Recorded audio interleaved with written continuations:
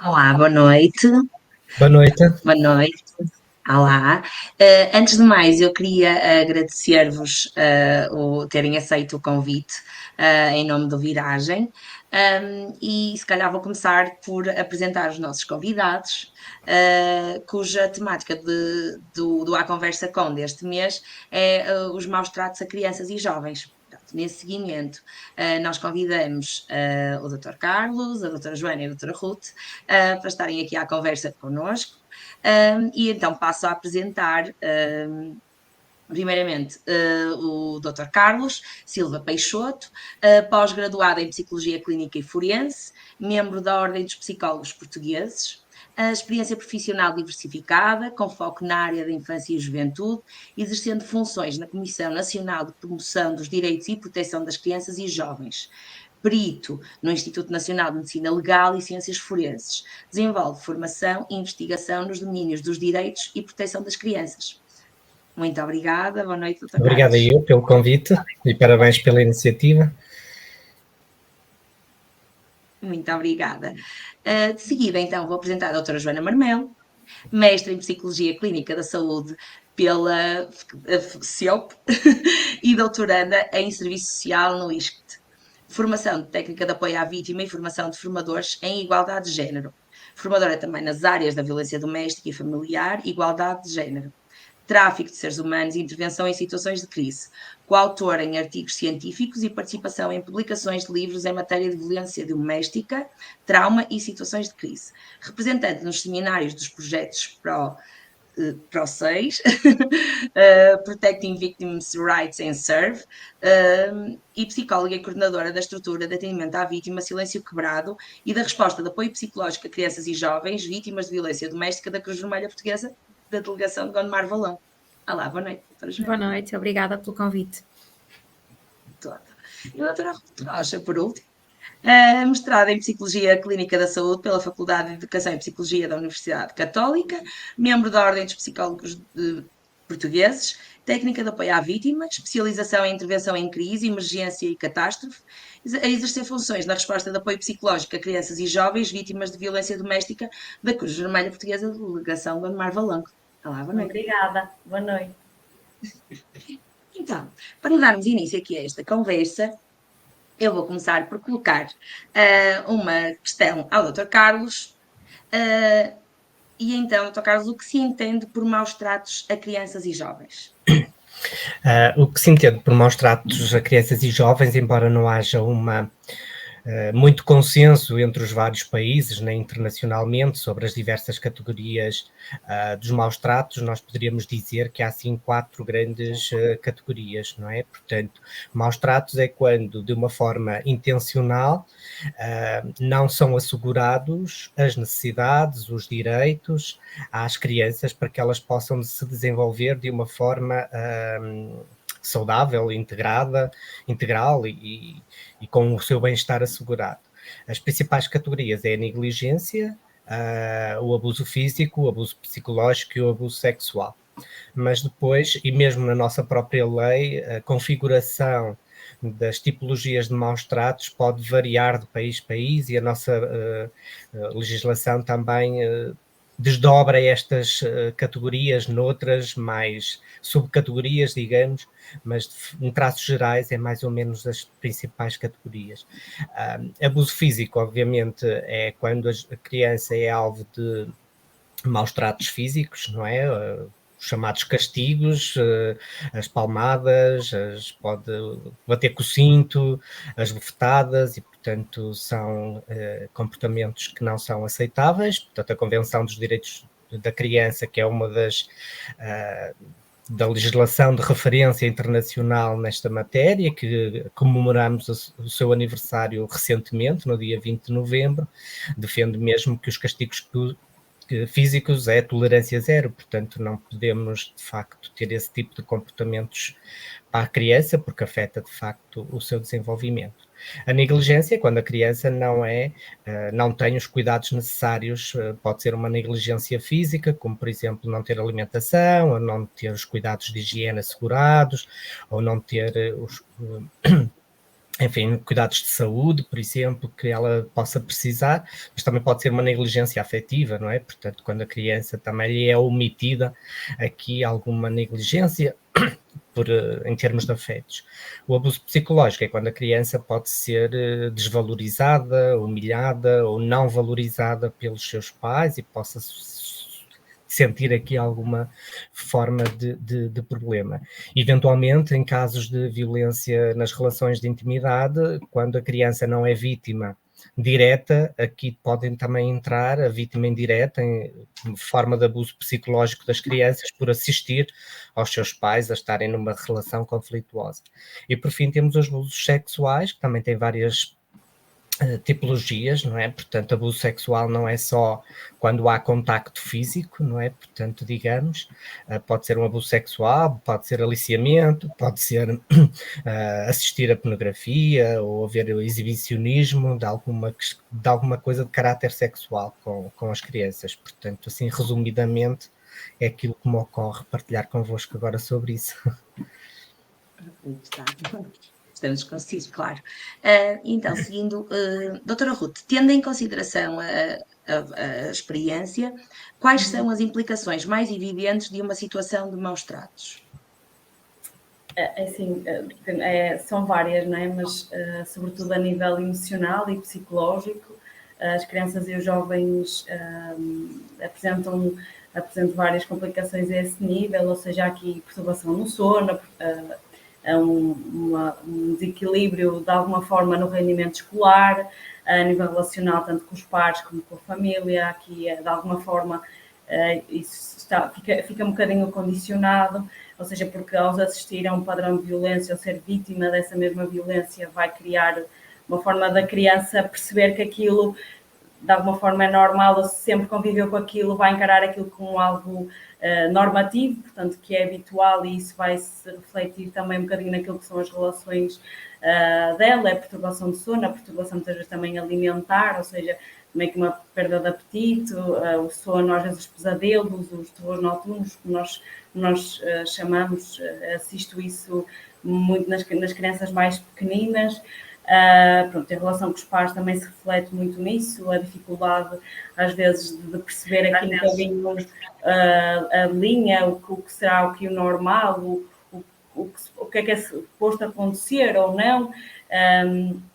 principalmente nos adolescentes, noto isso muito nessa fase, quando começam as primeiras relações, as relações de intimidade, e a dificuldade que muitas vezes eles têm em definir aqui limites, porque também de alguma forma não sabem ou acham que aquilo que vivenciam é aquilo que supostamente é o normal, mas depois não será, e depois também acho que isso depois é bem importante sensibilizar e consciencializar de quais é que serão os limites, porque depois, de alguma forma, acabam por entrar ou envolver-se em relações abusivas, também não tendo muito consciência disso.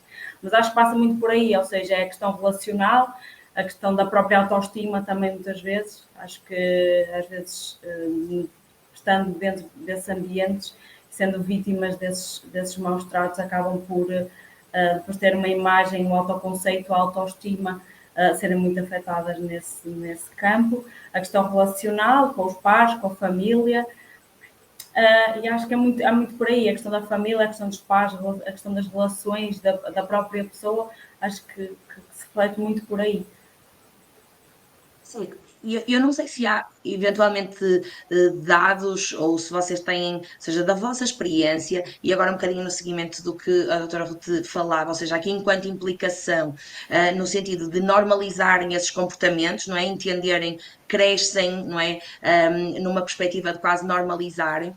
Uma criança vítima de abusos tende mais a ser vítima ou a aplicar essa violência? Vocês conseguem ter, ou seja, isto é possível se ter noção, se normaliza-se enquanto vítima ou normaliza o ato e acaba por o promover? Isto é Eu acho que é uma possível questão, ou não há? eu acho que é uma questão de um fator de risco, ou seja, é algo perigoso fazermos esta relação causal entre ser vítima de algo e poder desenvolver algum tipo de comportamento. Mas há um fator de risco, quanto mais não seja social, não é? De normalização de comportamento. Isto acontece até em crianças que são expostas, por exemplo, à questão da violência, não é? E por isso é que é importante a intervenção o mais precoce possível em todos os contextos, porque vamos mostrar, e por exemplo, na questão da gestão dos conflitos, se eu aprendo que a violência é uma das formas de gerir conflitos, se calhar é essa a forma que eu vou utilizar no futuro. Se eu aprender que existem outras formas de gerir conflitos, então eu poderei depois escolher qual é a forma que considero mais adequada. E, portanto, mais do que ser vítima ou ser agressor ou o que seja no futuro, é mudarmos este tipo de mentalidade social e mudarmos... podermos dar outro tipo de intervenção. A mesma coisa com a questão do trauma, não é? Quando temos o desenvolvimento do trauma em idades precoces, na infância, quanto mais cedo fizermos esta intervenção, melhor também serão os resultados em termos depois de desenvolvimento. E agora, doutora Joana, quais são os fatores de risco mais associados a esta problemática? Então, fatores de risco, temos aqui grandes chapéus de fatores de risco, nomeadamente aqui os fatores individuais, a questão da idade, por exemplo, das próprias expectativas dos progenitores e das progenitoras, ou dos cuidadores e cuidadoras, que é importante nós percebermos. Se eu esperar que uma criança numa determinada idade tenha um comportamento que ela ainda não tem maturidade para o ter, provavelmente vou ter um comportamento diferente com ela, não é? E, portanto, também fazermos este trabalho com os cuidadores é importante para perceberem o que é expectável na idade daquela criança. E, portanto, isto passa a ser também um fator de risco. A questão da idade, a questão das capacidades, a questão da saúde mesmo e comportamental, e depois temos também fatores relacionais, nomeadamente, por exemplo, a questão da violência e... felizmente agora começamos a ver as crianças como vítimas diretas dos conflitos, mesmo que sejam conflitos parentais, e a exposição à violência doméstica cada vez mais percebemos que tem implicância direta na criança, e portanto serem vistas também como vítimas diretas deste flagelo. A questão da vinculação entre os cuidadores e a criança, questões mais comunitárias e depois as questões sociais também, ou seja, esta aceitação da violência, a aceitação dos castigos corporais, a aceitação da resolução de conflitos por via da violência, são também fatores de risco. Queria só salientar que fator de risco não é um fator de causalidade, ou seja, não é por existirem determinados fatores de risco que a violência vai ocorrer obrigatoriamente. Portanto, são fatores de risco a que todos e todas devemos estar atentos. É necessário também fazermos cada vez mais a avaliação diagnóstica da situação e percebermos também que devemos desenvolver fatores protetores em todas as situações para termos assegurada esta questão da proteção, mas estar atentos a fatores de risco numa questão de proteção, mas não fazermos esta ligação de causalidade direta. Certíssimo. Obrigada. E seguindo, Dr. Carlos, de que forma é que deve ser trabalhada a falta de competência parental? Quais são aqui as formas de contornarmos?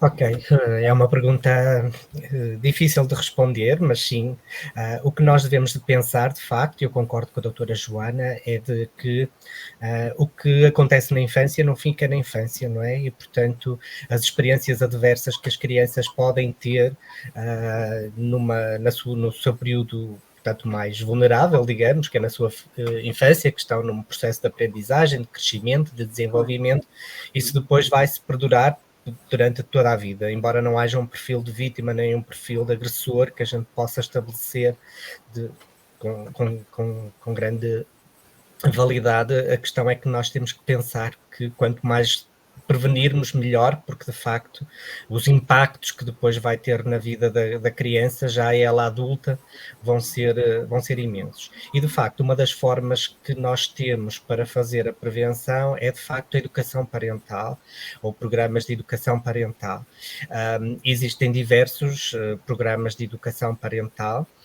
Alguns países até, por exemplo, uma experiência interessante na Austrália é que eles têm, ao dispor de toda a população, digamos, projetos de educação parental que os pais, se assim o entenderem, podem frequentar. Portanto, mesmo antes de de engravidarem, por exemplo, ou mesmo antes ou quando já estão grávidos, por exemplo, para poder estar nesse processo. Em Portugal ainda temos aqui algumas dificuldades em ter estes recursos para a população em geral.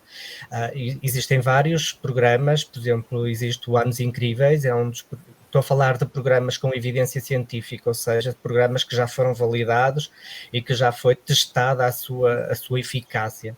Por exemplo, temos os Anos Incríveis, que é um programa americano, que tem várias idades, mas sobretudo para a idade pré-escolar e para a idade escolar, trabalha as competências dos pais em cerca de 12 sessões, com recursos a vídeos, com recursos a roleplay, em que os pais se envolvem nessas atividades, habitualmente é semanal, essas sessões.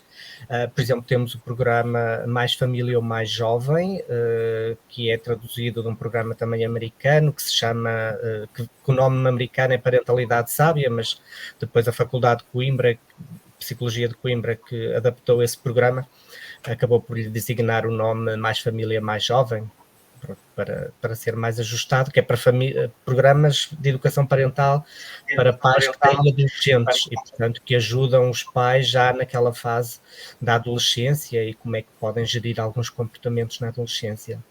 Mais recentemente, por exemplo, temos até um novo programa que é Crianças no Meio do Conflito, que trabalha as questões específicas de pais que estão em situação de separação ou litígio ou aqui alguma dificuldade em comunicarem entre si para cuidar de uma criança quando já estão separados e cuidar do seu filho.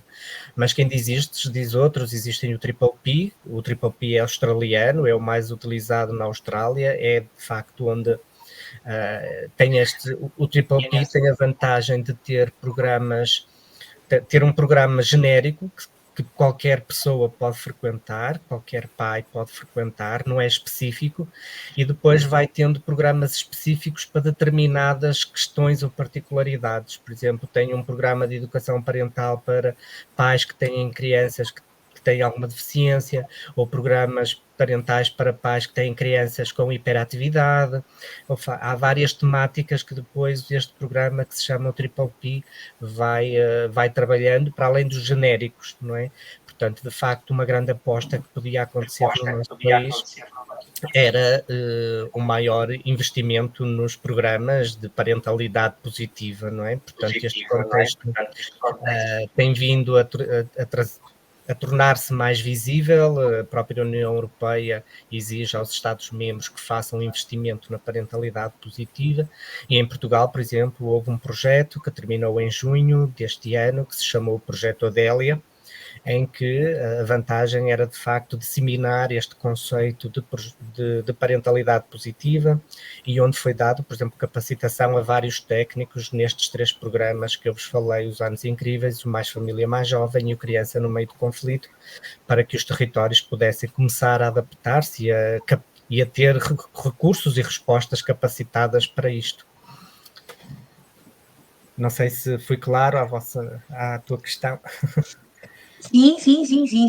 Penso que sim, claro, já ficamos, mesmo para quem não está dentro da área, ficamos aqui com, pelo menos com 3 opções que podemos pesquisar, não é? E conhecer melhor e esperar que efetivamente elas possam ser abertas, não só quando são identificadas, não é?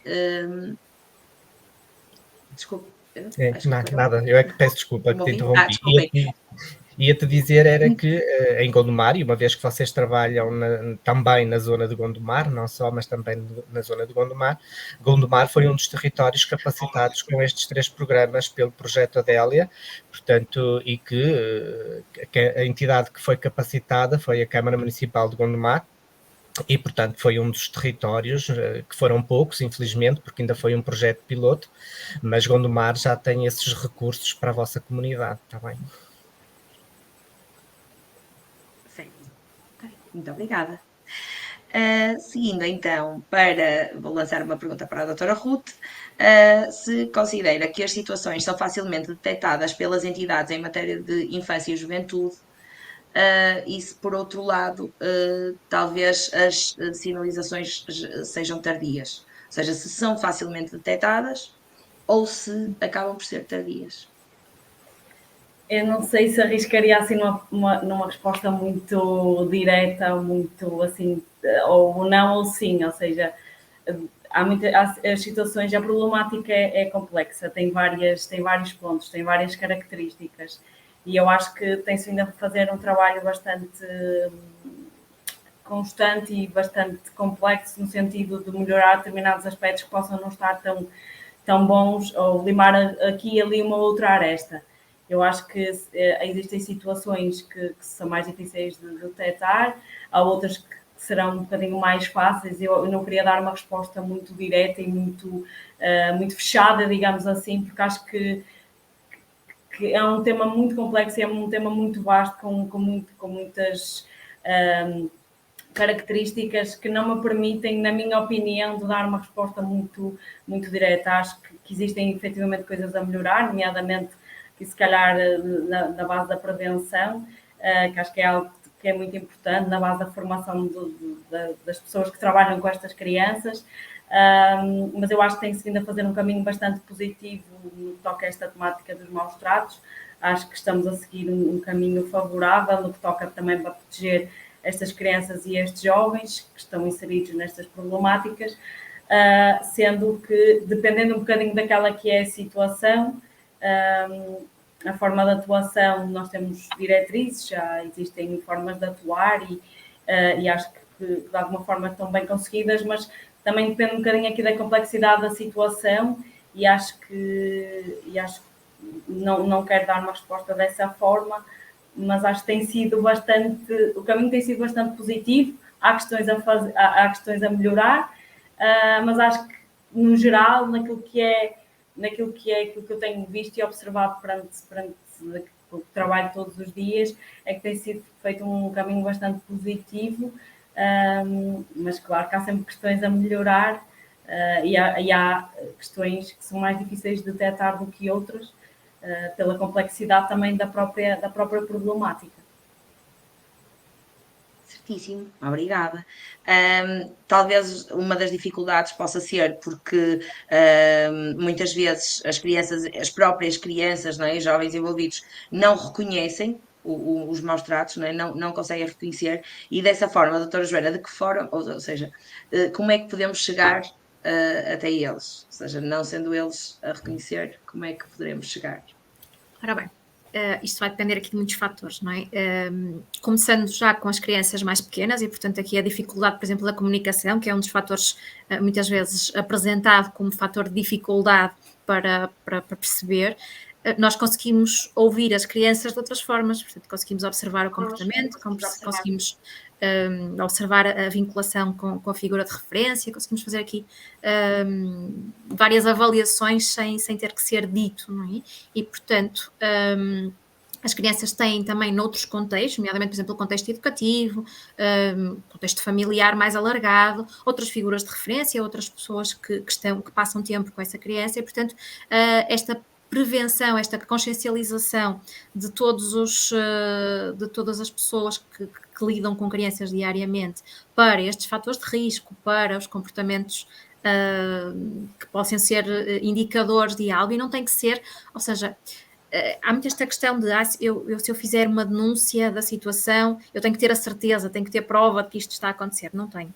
Eu tenho uma suspeita e ela depois será avaliada por quem de direito. E, portanto, a ideia é nós percebermos, através do comportamento da criança, através mesmo daquilo que ela nos vai dizendo, o que é que está algo que não está bem, que a criança não está bem com alguma situação, e depois sim, tentar então, e depois com outras competências técnicas e com as pessoas que o devem fazer essa avaliação e perceber então o que é que não está a correr tão bem na vida daquela criança ou daquele jovem. Não sei se foi assim claro ou se há aqui alguma questão. Ora bem, lá está. Algumas destas perguntas, como tínhamos falado, não é, no início, foram colocadas também pelos participantes do nosso projeto e portanto, também estamos aqui a tentar percebê-las. Agora, nesse sentido, eu acho que era, se calhar, talvez fossem quais é que seriam ou seja, aqui há alguns comportamentos, não é? Não reconhecendo eles os maus tratos, como é que nós, se calhar, não pessoas especializadas na área, mas talvez enquanto pessoas que possamos lidar com essas crianças e jovens, o que é que nós, se calhar, possamos compreender como um comportamento que nos possa dizer algo? Eu acho que antes disso Talvez, é não não sei se normalizarmos a violência, não é? Antes disso é não normalizarmos estes comportamentos e, portanto, a partir do momento em que nós temos conversas com crianças e jovens, e mesmo as crianças no pré-escolar conseguem perceber se um determinado comportamento é um comportamento bom ou um comportamento mau e, portanto, não normalizar esta questão, percebermos o que é que são comportamentos positivos, o que é que são comportamentos negativos, vai ajudar a criança a identificar aquilo que está a acontecer. Isto acontece, por exemplo, na questão do abuso sexual, que é envolvido aqui, e o Dr. Carlos já falou aqui na questão do abuso sexual não ser só o contacto físico, não é? E muitas vezes não querermos falar sobre estes assuntos leva a que depois haja este desconhecimento e, portanto, leva a que haja este silêncio, para além, obviamente, de outros fatores e de outras condicionantes que estão também associadas e que são utilizadas para manter a criança em silêncio. Mas o não falarmos sobre isto pode também trazer esta consequência, não é? Da não compreensão por parte da criança ou do jovem de que isto é um comportamento errado e que isto é um comportamento que lhe traz desconforto. E para os adultos que lidam com essas crianças, é mesmo isto, é este desconforto, esta alteração de comportamento, por exemplo, uma criança que está um comportamento mais triste, por exemplo, um comportamento mais desconfortável, que alterou a sua forma de convivência diária, que nos diz algo que se calhar não costumava dizer. Portanto, dar atenção a estas crianças, perceber e normalizarmos estas questões de falarmos sobre aquilo que se passa. Não ficarmos no silêncio, mesmo na questão de... é muito comum no pré-escolar e no escolar falar sobre o fim de semana, falar sobre as dinâmicas e, portanto, vamos normalizar isto e perceber, de facto, o que é que foi feito, o que é que não foi, e as crianças normalmente falam sobre estas questões. Se nós também fizermos este trabalho de saber aquilo que é correto, o que é que não é correto, o que é um comportamento bom, o que é que não é um comportamento bom. Até porque permitam-me acrescentar, pronto, muita destes maus tratos ocorrem em contexto intrafamiliar, ou seja, com pessoas do seio familiar daquela criança, e é muito complicado também esta questão, ou seja, perceber aqui, exatamente abordar esta questão que a doutora Joana disse, mas também é difícil perceber, pronto, quando é um pai, quando é uma mãe, quando é alguém próximo no seio da família, também fazer esta distinção, uma vez que esta violência é perpetrada muitas vezes dentro do contexto intrafamiliar, dentro da própria família. Sim, a questão da culpabilização da criança também, não é? Que Sim, claro. Muitas vezes se culpabiliza pelo comportamento e, portanto, isto traz uma dificuldade acrescida. E trabalharmos sobre isto numa lógica de prevenção vai também ter depois consequências quando de facto for necessário percebermos aquilo que está a acontecer. Certíssimo. No caso de identificarem efetivamente essas situações, ou seja, se a própria criança ou o jovem quiser pedir ajuda, o que é que deve fazer, Dr. Carlos? Nós temos aqui, o nosso sistema de promoção e proteção tem 3 grandes patamares de intervenção, não é? Desde logo, gostaria de vos dizer que todos nós não precisamos de trabalhar em serviço nenhum para estarmos atentos às nossas crianças. Portanto, todos nós, enquanto cidadãos, em qualquer momento, em qualquer circunstância, podemos estar atentos a uma criança que possa estar a ser vítima de alguma circunstância e devemos de reportar a quem de direito. O primeiro patamar, e que são todas para além disto, não é? De que todos nós somos responsáveis pelas nossas crianças e, portanto, é as chamadas entidades com competência em matéria de infância e juventude, que têm o dever de estar mais atentos e de intervir em situações que possam estar as crianças sujeitas a alguma experiência adversa na infância. O que é que são as entidades com competência em matéria de infância e juventude? A melhor forma de vos explicar é qualquer serviço que tenha contacto com crianças e jovens é uma entidade com competência em matéria de infância e juventude, não é? Claro que, se calhar, o que nos vem logo à mente é as escolas, não é? Porque é onde tem mais, portanto, todos os profissionais da escola, professores, auxiliares, são responsáveis por intervir, detectar, porque podem, lá está, perceber determinados comportamentos da criança de que alguma coisa não está a correr tão bem.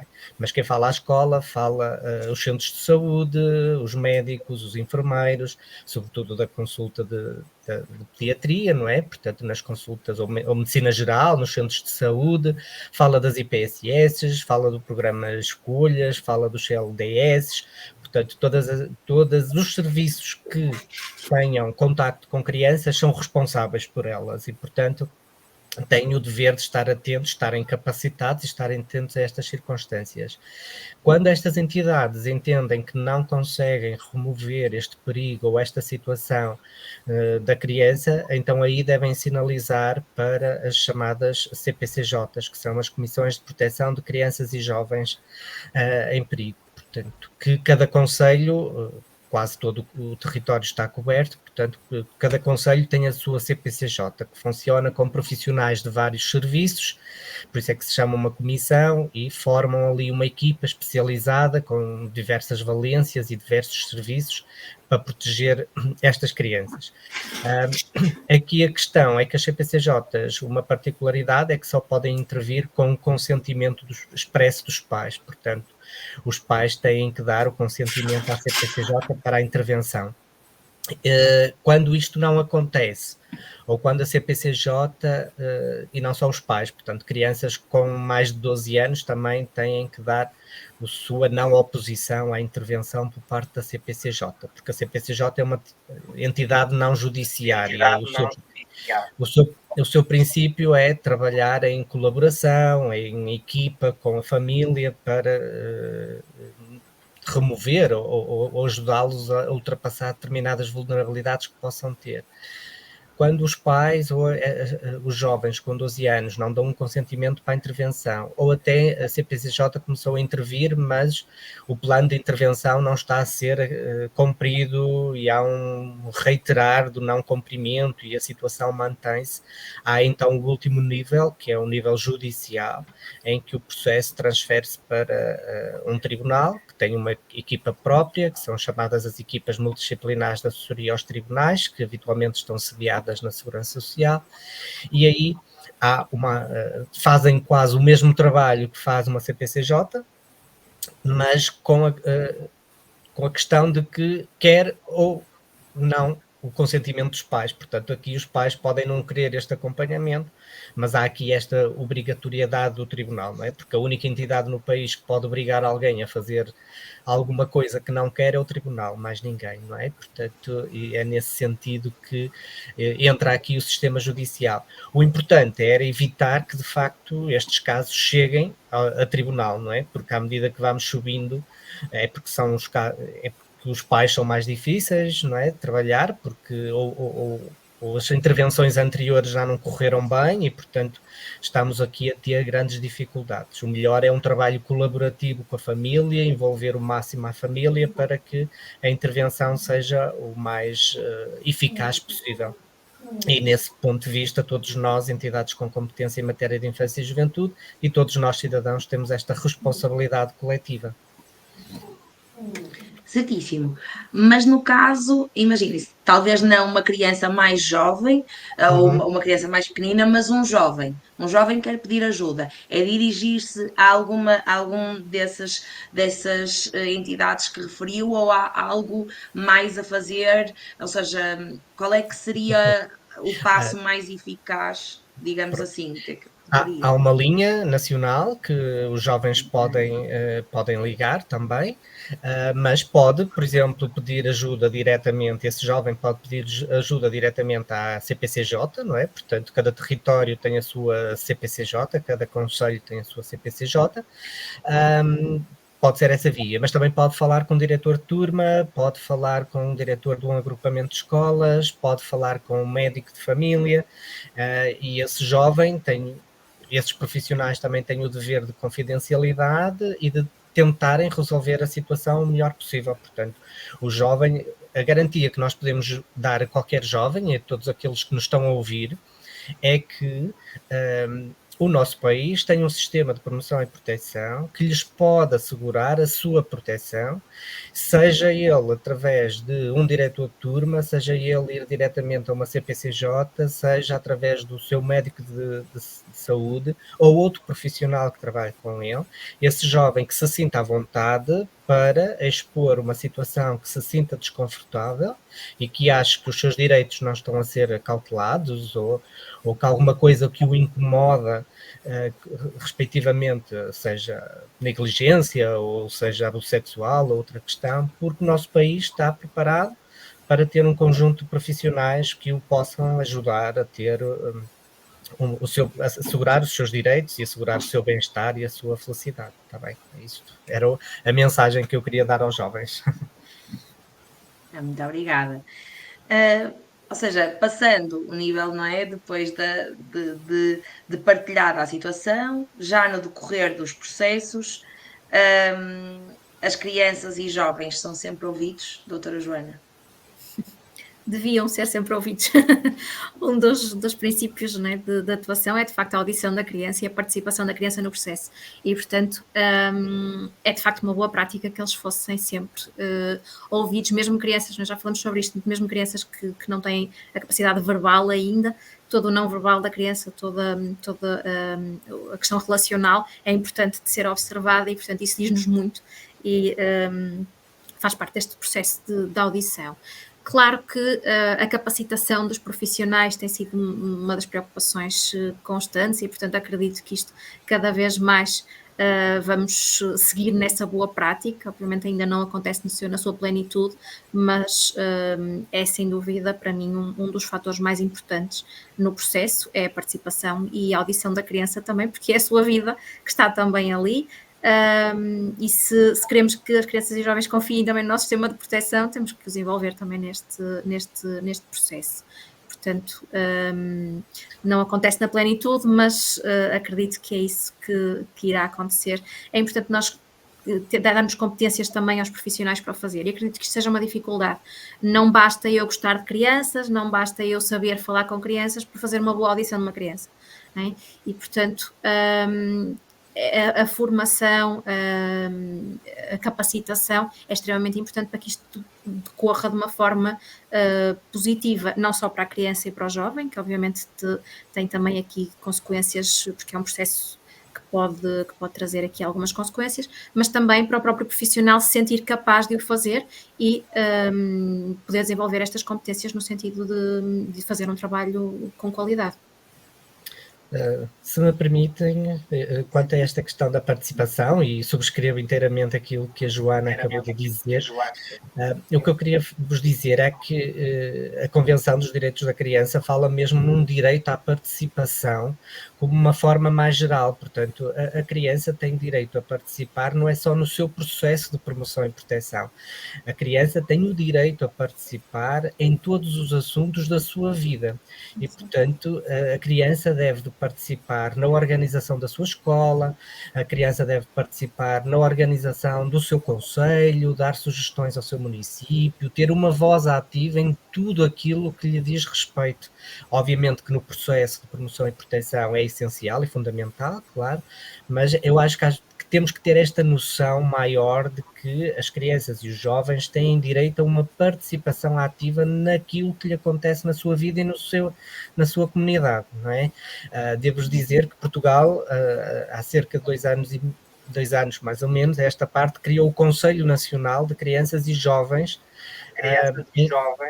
em que todos os territórios do país estão cobertos, ou seja, foi criado cotas, portanto.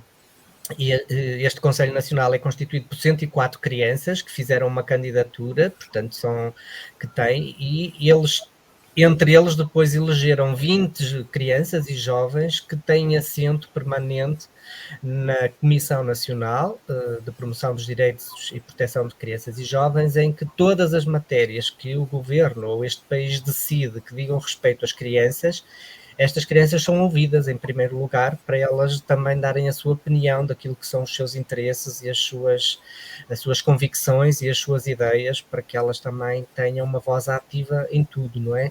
Há, por exemplo, autarquias que já fazem o orçamento jovem, não é? Porque as crianças podem escolher um projeto à sua escolha e dar as suas sugestões do que é que acham que falta na sua cidade ou na sua aldeia. Isso é dar voz às crianças e acho que sim, isso também deve ser muito, muito investido e dar cada vez mais voz, até para elas também se habituarem que têm uma voz e que têm que aprender a ter a sua opinião e reivindicar pelos seus direitos, está bem? Isso é prevenção, não é? E se envolverem, não é, em todo o seu crescimento, o seu processo, Exatamente. E depois tornando-se também, lá está, como estava a dizer, depois adultos também mais participativos e com uma voz que pode promover mudança, não é? Exatamente, certíssimo. Então, seguindo para a doutora Ruth, tenho aqui a questão de que, efetivamente, existe o relatório anual da Comissão Nacional de Proteção de Crianças e Jovens, mas considera que esses dados são apenas a ponta do iceberg? Há mais acho que sim, acho que há ainda muita coisa. Lá está a parte da consciencialização, da sensibilização, daqui de uma consciencialização dos próprias crianças e dos próprios jovens. Eu estava a ouvir o Dr. Carlos e houve uma formação que eu estou-me a recordar, em que alguém me falou de uma experiência que fizeram com crianças, em que perguntaram às crianças quais é que seriam os seus direitos. Ou seja, muitas crianças não têm consciência dos seus direitos, muitas vezes. E às vezes, lá está, não tendo consciência desses mesmos direitos, depois também não sabem exatamente do que é que têm direito, não é? Portanto, há aqui às vezes uma falta de conhecimento das próprias crianças, depois também a informação que lhe é passada, a própria criança fica sem saber muito bem, então, quais é que são os seus direitos. E lembro-me nesse momento, dessa experiência, já não me recordo exatamente onde, que era muito o direito a brincar, o direito a falar, o direito a comer, o direito a dormir, pronto, e lá está, e acho que a consciencialização e esta passagem de informação, e às vezes há dinâmicas desde as crianças mais pequeninas até as crianças mais velhas, até aos jovens, haver aqui uma ocupação também da própria linguagem, dos próprios conhecimentos, mas acho que sim, acho que é um bocadinho a ponta do iceberg, acho que fica algumas coisas, não quero dizer muita coisa, mas algumas coisas ficam um bocadinho por baixo da ponta do iceberg, por baixo dali do oceano, e ainda há muitas coisas para vir ao de cima. Estamos a fazer esse caminho está a ser feito, não é? De acordo com também o que vocês já falaram, não é? Estamos a fazer um caminho mais positivo. Pronto, então talvez aqui vamos com. É trabalharmos um bocadinho aquela questão do fator social, não é? Do fator de risco social, na não aceitação de determinados comportamentos que vamos normalizando e passando isto de geração em geração. E, portanto, haver aqui o corte desta transgeracionalidade. Numa perspectiva de prevenção, não é? Falar antes de sequer identificarmos quer fatores de riscos, quer qualquer situação, não é? Ou seja, a prevenção ser global, ser generalizada, não é? Não estarmos à espera de haver algum indicativo, não é? Para talvez agir. Porque aí se calhar já é um bocadinho, não será tarde e será eventualmente, não é? Passarmos da prevenção terciária e secundária para uma prevenção primária, que era isto que era importante fazermos. Sim, acho que a doutora Joana fala da questão muito na normalização da violência. Depois há pronto, podemos estar aqui a conversar durante horas sobre isso, e acho que mas aquela questão do estalo educativo ou de uma palmada educativa, qual é a linha, não é? E esta questão acho que teríamos aqui para mais um debate, acho eu, mas acho que passa muito por aí. Acho que um dos pontos principais é essa questão da não normalização da violência. Quanto à prevenção, o que eu gostaria vos de dizer é que também com o projeto Adélia, os territórios que quiseram aderir ao projeto fizeram os chamados diagnósticos da infância e juventude do seu território e construíram planos locais de promoção e proteção dos direitos das crianças, em que foram identificadas quais eram as principais problemáticas existentes em cada território e foram identificadas estratégias para intervir nessas problemáticas, não é? Mais uma vez, e como vocês trabalham em Gondomar e Valongo, quer Gondomar, quer Valongo têm o seu plano aprovado e feito para intervir. Portanto, foi uma das formas que nós encontramos de começar a investir mais na prevenção e de estarmos mais ajustados neste processo. Portanto, também convido, obviamente, todos os jovens, toda a população a estarem atentos a este plano e também contribuírem para estes planos locais, para, claro, um plano não se faz sozinho, nem só com uma pessoa, é preciso todas as entidades trabalharem nele e, portanto, pode ser um bom instrumento de trabalho para cada território. Tá bom? Certíssimo, muito obrigada. Ora bem, e por último, estando completamente à vontade para crescer em diálogo, não é? Caso entendam, mas tinha então mais uma pergunta para o Dr. Carlos, numa perspectiva, se calhar talvez já estejamos a responder, ou já estavam a responder, que era o que é que poderia ser feito para um melhor conhecimento deste problema social tão complexo. Sim, eu acho que nós já estamos a caminhar nesse sentido, não é? Estes diagnósticos locais que foram feitos e que não existiam, portanto, era acho para mim que foi importante, não é? Porque nós só podemos intervir quando conhecemos a realidade de cada território. E às vezes falamos em planos nacionais, mas os territórios depois têm particularidades, têm especificidades, não é? A Comissão Nacional também tem uma estratégia nacional e há problemáticas que são transversais a todos os territórios, mas pode haver territórios que já podem ter recursos na parentalidade, já podem ter recursos para a violência doméstica e há outros territórios que se calhar não têm. Portanto, o que é importante é que cada território faça este diagnóstico local, que possa identificar que problemáticas é que existem, não é? Quer na área da educação, no direito à sobrevivência, no direito à participação, e que possam, de facto, encontrar.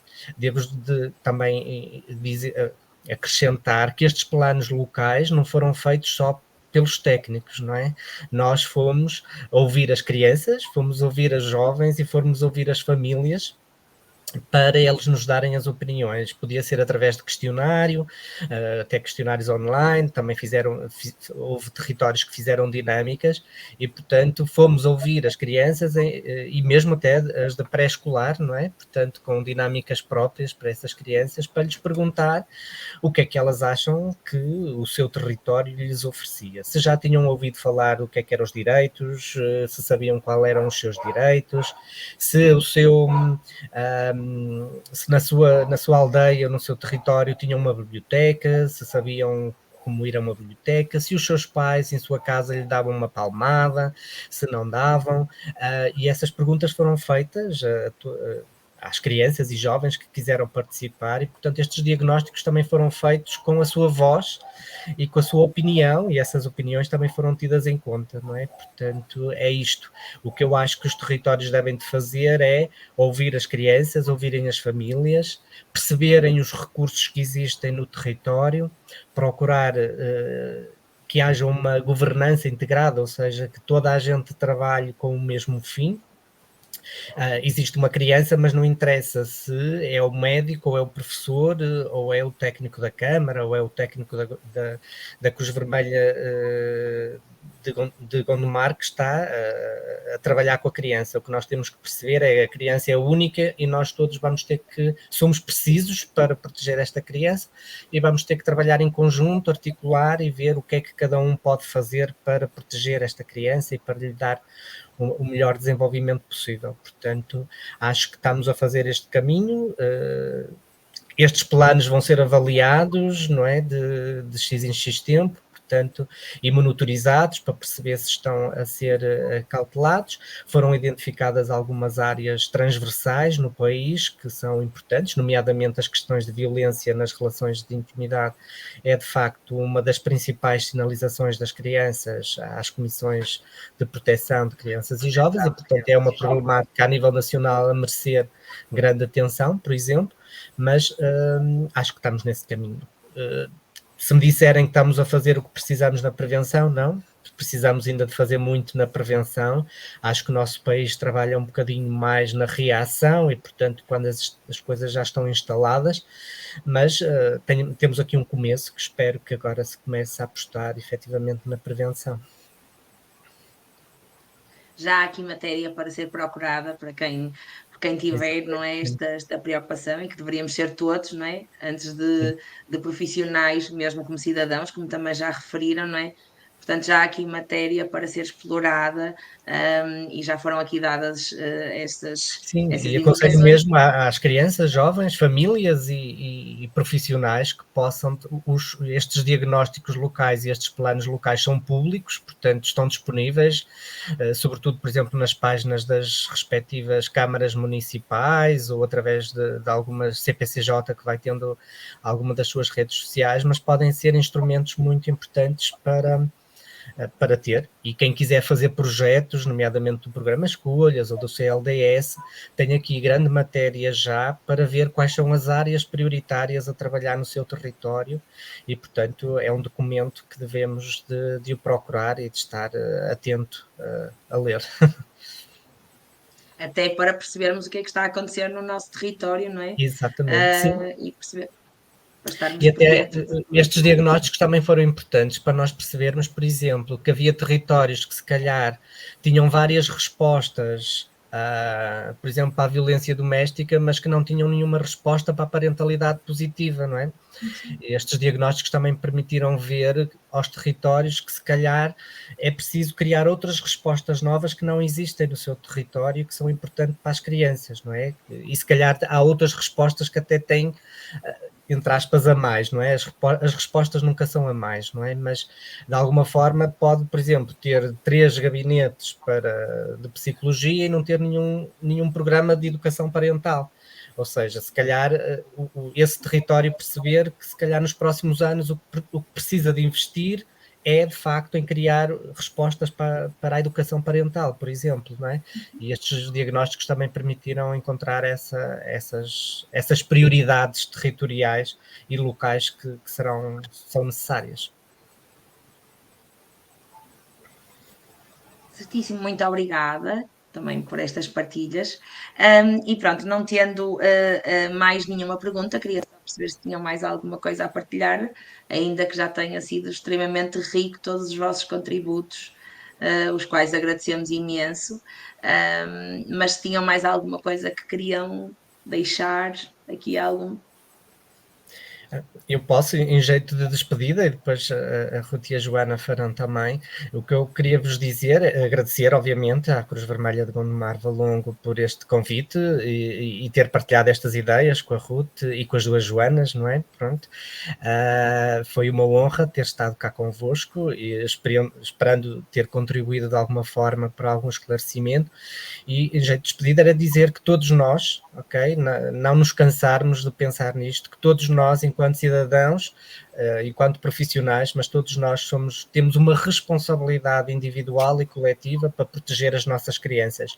E é com essa responsabilidade que nós vamos conseguir, de facto, protegê-las, identificando, acompanhando, intervindo de forma rápida e eficaz nestes fatores de risco que a Joana tão bem falou e os identificou. Está bem? E muito obrigada pela oportunidade.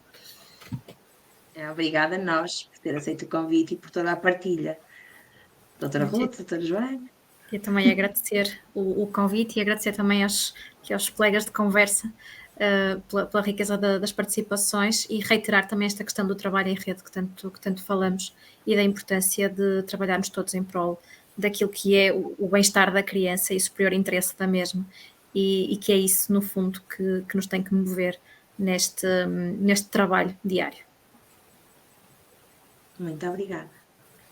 Pronto, por último, também agradecer o convite, a partilha do Dr. Carlos e da doutora Joana, que muito ricas, opiniões muito ricas e que nos faz pensar também e refletir sobre este tema que nunca quero mais refletir e falar e abordar sobre estas questões.